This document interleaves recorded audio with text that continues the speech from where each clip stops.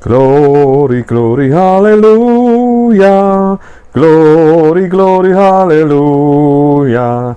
Selamat pagi dan selamat hari Minggu. Berjumpa kembali dengan saya, James Mesak, dalam seri program rohani Pahlawan Alkitab. Suatu program rohani yang akan membahas kisah hidup tentang pahlawan-pahlawan iman di dalam Alkitab. Kehidupan pribadi, kehidupan keluarga, perjalanan hidup, karya-karyanya, kenangan-kenangannya yang luar biasa, serta pengalaman-pengalaman pribadi bersama dengan Yesus Tuhan yang akan menjadi teladan buat kita semua. Selamat menikmati dan Tuhan Yesus memberkati.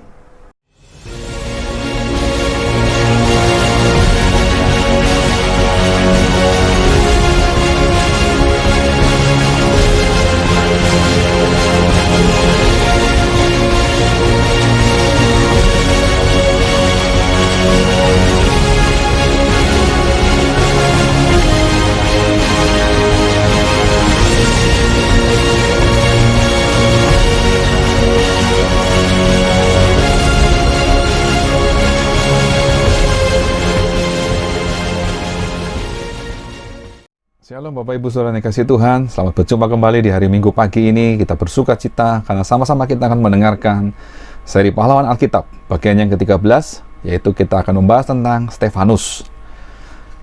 Poin pertama, Stefanus dalam bahasa Yunani adalah Stefanos, lahir kurang lebih tahun ke-5 Masehi dan wafat tahun 35 Masehi atau sekitar 8 tahun setelah penyaliban Yesus Kristus. Arti nama Stefanus adalah mahkota dan juga bisa berarti hadiah atau upah. Disebut pertama kali dalam Kisah Para Rasul 6 ayat ke-5 dan terakhir disebut dalam Kisah Para Rasul 22 ayat 20. Kitab yang menyebut nama Stefanus ini adalah di dalam Kisah Para Rasul, dan juga ada Stefanus yang disebut juga di dalam Korintus.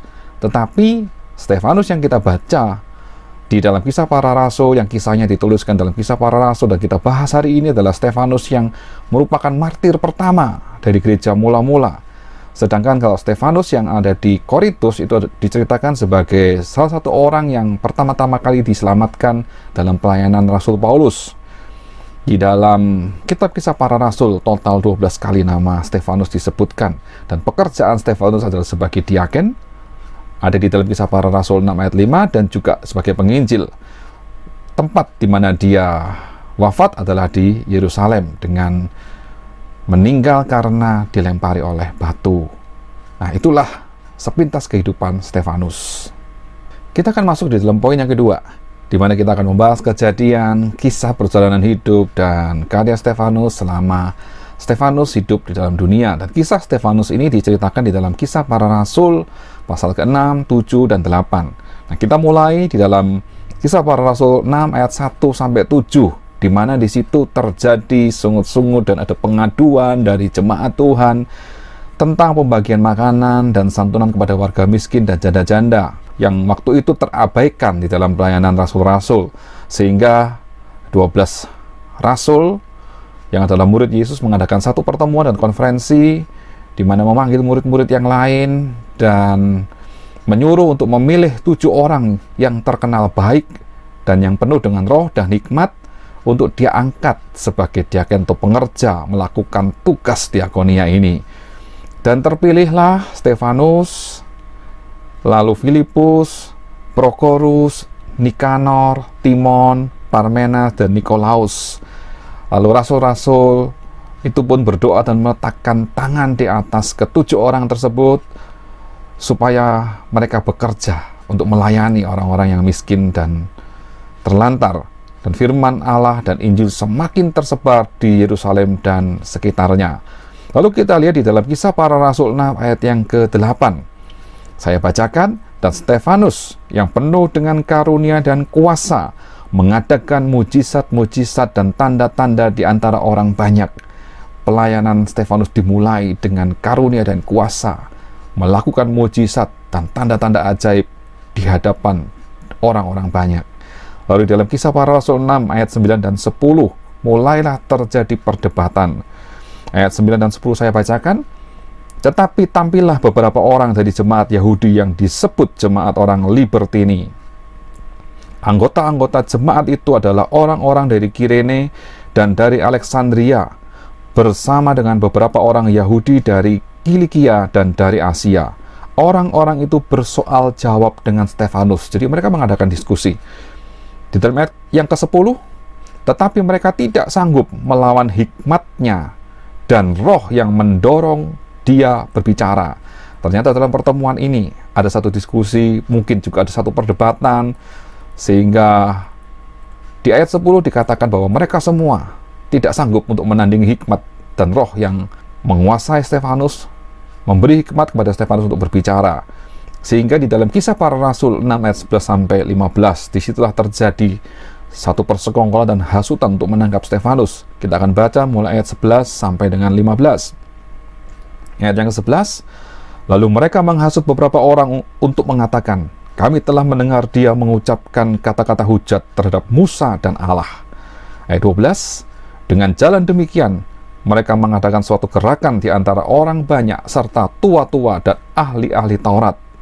Mereka menyergap Stefanus, menyeretnya, dan membawanya ke hadapan mahkamah agama. Lalu ayat 13, lalu mereka memajukan saksi-saksi palsu yang berkata, orang ini terus-menerus mengucapkan perkataan yang menghina tempat kudus ini dan hukum Taurat. Ayat 14, sebab kami telah mendengar dia mengatakan bahwa Yesus orang Nazaret itu akan merubuhkan tempat ini dan mengubah adat istiadat yang diwariskan oleh Musa kepada kita. Terjadi persengkongkolan untuk menangkap Stefanus dan membawanya ke mahkamah agama, dan mereka juga memajukan saksi-saksi palsu yang menyatakan hal yang tidak benar. Semua itu ditujukan untuk melawan Stefanus. Lalu Kisah Para Rasul 6 ayat 15, firman Tuhan berkata, semua orang yang duduk dalam sidang mahkamah agama itu menatap Stefanus. Lalu mereka melihat muka Stefanus sama seperti muka seorang malaikat. Disinilah kita melihat bahwa penyertaan Tuhan ada atas Stefanus. Sekalipun dia harus menghadapi sidang mahkamah agama, tetapi Stefanus dengan berani, dia menjelaskan dan menjawab.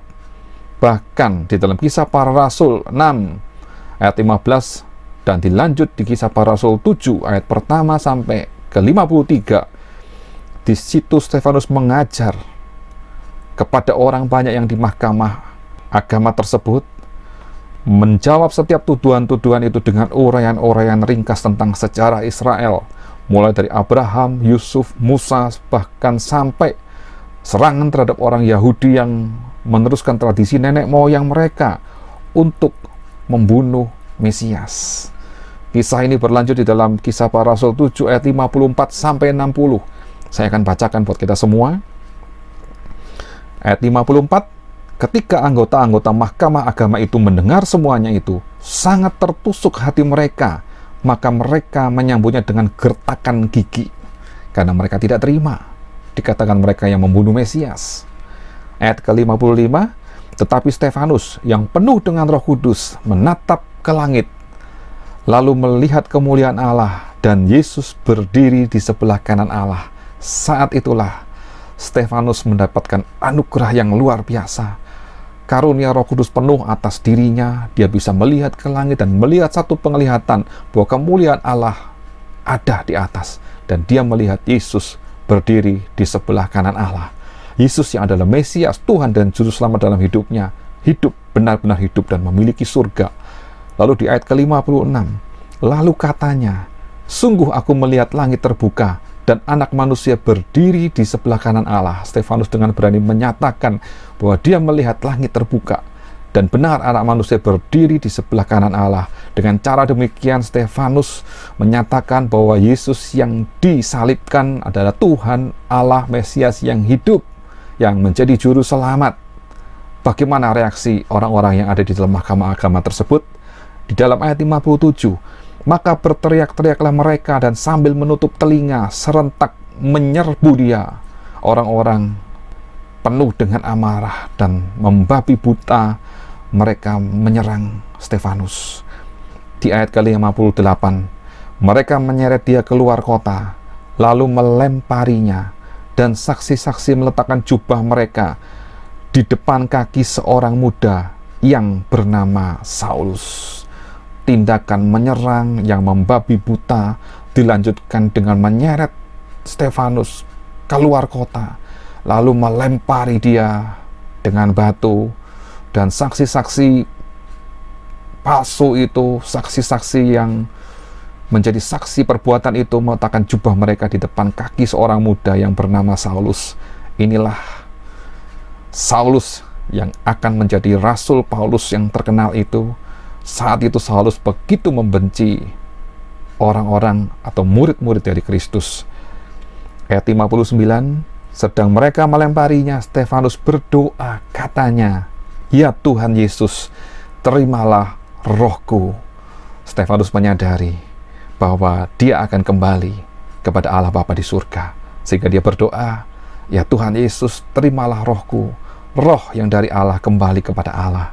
Lalu ayat 60, sambil berlutut ia berseru dengan suara nyaring, "Tuhan, janganlah tanggungkan dosa ini kepada mereka." Dan dengan perkataan itu meninggallah ia.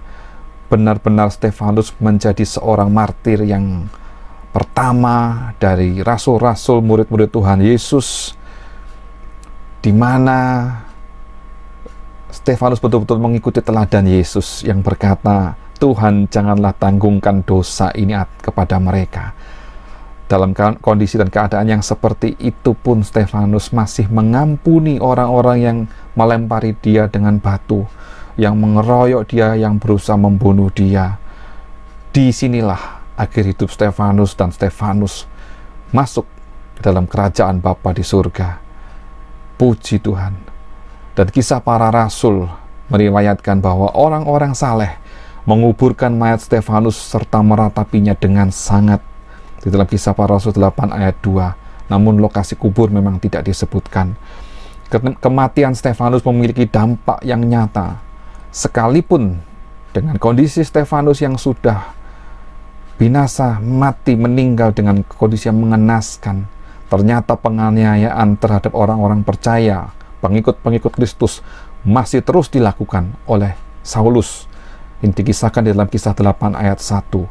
Tetapi dengan keadaan seperti ini, mengakibatkan pemberitaan Injil makin meluas. Dalam kisah para rasul 8 ayat 4, kisah para rasul 11 ayat 19, juga dikatakan bahwa kematian Stefanus merupakan faktor yang membawa Saul atau Saulus orang Tarsus kepada Kristus Yesus. Ada di dalam kisah para rasul 7 ayat 58, kisah para rasul 8 ayat 1, kisah para rasul 3 ayat 22 dan 20. Puji Tuhan.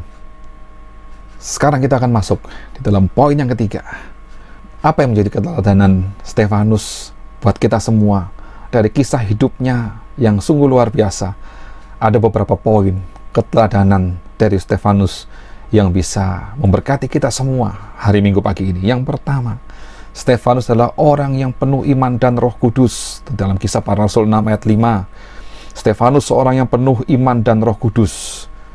Mari kita memiliki iman yang percaya penuh kepada Yesus Tuhan sebagai Tuhan dan Juru Selamat yang menyelamatkan hidup kita. Dan mari kita terima karya Roh Kudus-Nya yang diberikan dan dicurahkan kepada kita supaya hidup kita melakukan kebenaran. Lalu yang kedua, Stefanus penuh dengan karunia roh dan kuasa. Di dalam kisah para rasul 6 ayat 8. Dan Stefanus yang penuh dengan karunia dan kuasa mengadakan mujizat-mujizat dan tanda-tanda di antara orang banyak. Karunia-karunia roh menyertai pelayanan Stefanus, sehingga Stefanus pun melakukan mujizat dan tanda-tanda ajaib di antara orang banyak, sama seperti yang Yesus lakukan. Yang ketiga, Stefanus penuh dengan hikmat Allah, dan Roh Kudus benar-benar berkuasa penuh atas hidupnya.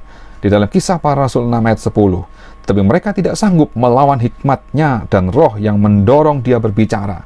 Mari kita mengikuti teladan dari Stefanus. Hidup benar kita akan membawa kita dipimpin oleh hikmat Allah dan Roh Kudus menguasai kita, sehingga kita pun bisa berbicara dengan kata-kata hikmat dan menolong kita untuk bisa menjawab setiap soal, pertanyaan, ataupun hal-hal yang harus kita jawab tentang siapa Yesus dan bagaimana kita harus mengabarkan Injil, kebenaran tersebut. Lalu yang nomor 4, Stefanus adalah manusia Allah di mana Allah sangat berkenan kepadanya.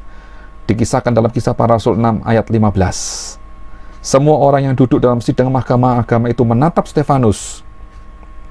Lalu mereka melihat muka Stefanus sama seperti muka seorang malaikat. Inilah wajah muka dari seorang yang diurapi oleh Allah dan kepadanya Allah berkenan. Ada satu pancaran sinar kemuliaan Bapa dan wajah itu memberkati setiap orang yang melihatnya. Itulah Stefanus. Lalu yang kelima, Stefanus memiliki keberanian untuk mengabarkan Injil kebenaran.